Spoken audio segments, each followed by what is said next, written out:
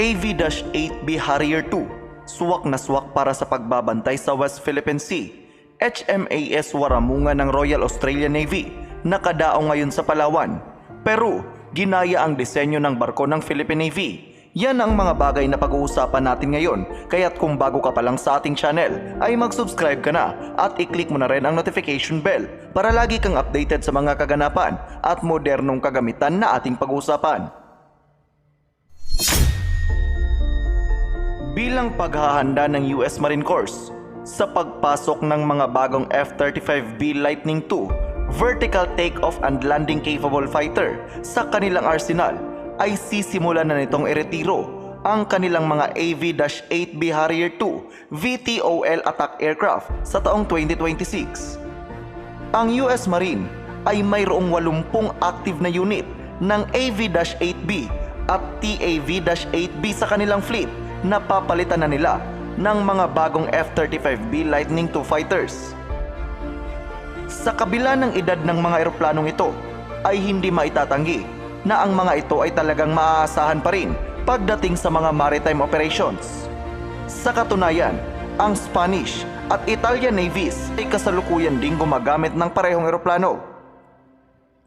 Tulad ng ating nabanggit, ay espesyal ang eroplanong ito dahil sa kanyang vertical takeoff and landing capability. Ibig sabihin ay hindi na nito kailangan ng malaking runway sapagkat may kakayahan itong makapag-operate sa kahit saan mang lugar o kahit sa barko o sa mga tagong military bases. Ang Philippine Air Force ay naging interesado sa Just 39 Gripen dahil sa maaari din itong makapag-operate sa hindi masyadong mahabang runway o maskin sa highway lang. Ibig sabihin ay parte na ng doktrina ng Philippine Air Force ay ang paghanda sa mga operations na hindi reliant sa mahahabang runway. At dito na pumapasok ang advantage ng AV-8B Harrier II attack aircraft.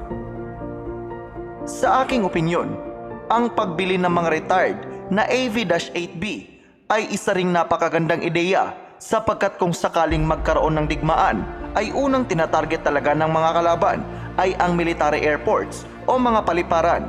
Dito nakakalamang ang mga AV-8B sapagkat maaari lamang itong transfer sa kahit saan mang lugar at makakapag-operate pa rin ito dahil sa vertical takeoff and landing system ng mga nasabing eroplano. Ang vertical takeoff weight ng eroplanong ito ay pasok rin sa operating limits ng Tarlac class landing platform dock ng Philippine Navy. Nangangahulugan na maaari din itong makapag-operate sa mga LPDs ng ating hukbong dagat.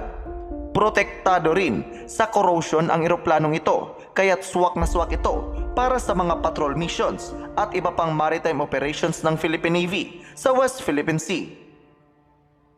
Bagamat hindi ito kargado ng anti-ship missiles, ay maaari pa rin naman itong lagyan ng AGM-65 Maverick for limited short-range anti-shipping role. Maaari din itong kargahan ng mga armas na katulad ng nasa FA-50 Block 20 fighter aircraft, gaya na lamang ng Paveway 2 at GDAM Smart Bombs na sapat na upang pasabugin ang mga illegal bases ng China na nasa West Philippine Sea. Magandang alternatibo din ito para sa 15th Strike Wing ng Philippine Air Force upang mapalitan na rin ang kanilang mga lumang eroplano tulad na lamang ng OV-10 Bronco at SF-260 TP Warriors. Samantala, inirelease na ng Department of Budget and Management ang budget para sa third milestone payment ng Additional Air Transport Capability Acquisition Project ng Philippine Air Force. Napapaloob sa proyektong ito ang pagbili ng hindi lang isa o dalawa kundi 3 bagong C-130G Super Hercules para sa ating hukbong panghimpapawid. Ang SARO o Special Allotment Release Order na inilabas ng Department of Budget and Management ay nagkakahalaga ng 5.017 billion pesos. Inaasahan na sa mga darating na buwan ay magsisimula na ang training ng mga piloto ng Philippine Air Force na gagamit sa mga nasabing eroplano. Sa taong 2026 ay inaasahan rin na magsisimula na ang delivery ng mga bagong C-130J ng Philippine Air Force.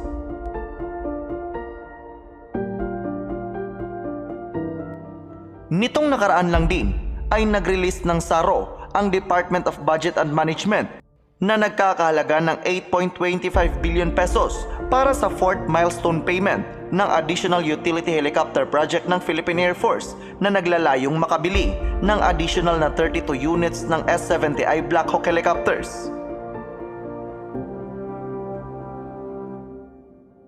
Sa kabilang banda naman, ay napili ng bansang Peru ang Hyundai Heavy Industry bilang magiging strategic partner ng Peruvian state-owned shipyard, Servicios Industriales de la Marina o SIMA, upang gumawa ng mga barko para sa Peruvian Navy.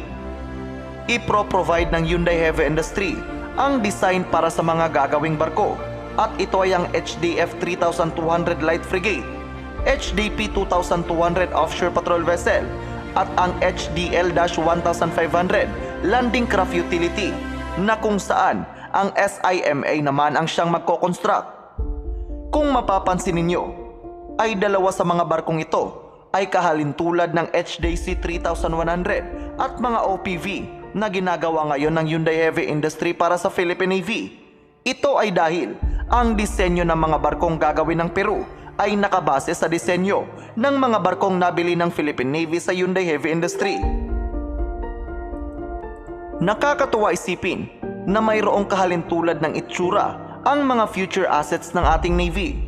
Umaasa tayo na sa ilalim ng Rio Horizon 3 ay maipaprioritize na rin ng ating bansa ang local shipbuilding para sa gayon ay magkaroon na tayo ng indigenous warship sa hinaharap. Kahapon naman ay binisita ni AFP Chief of Staff General Romeo Bronner Jr. ang HAMS Waramunga ng Royal Australian Navy na nakadaong sa port ng Puerto Princesa, Palawan.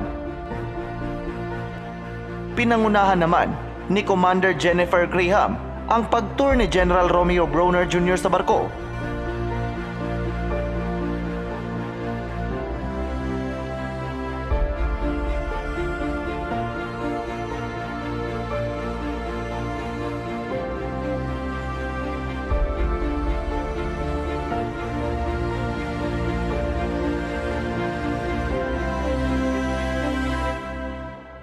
Ang HAMS Waramunga ay isang long-range frigate na capable of air defense, surface and undersea warfare, surveillance, reconnaissance and interdiction. Ayon sa Armed Forces of the Philippines, na ang pagbisita ng punong general ay nagpapakita ng pagnanais ng bansa na mas mapatibay pa ang alyansa at relasyon ng Pilipinas at bansang Australia.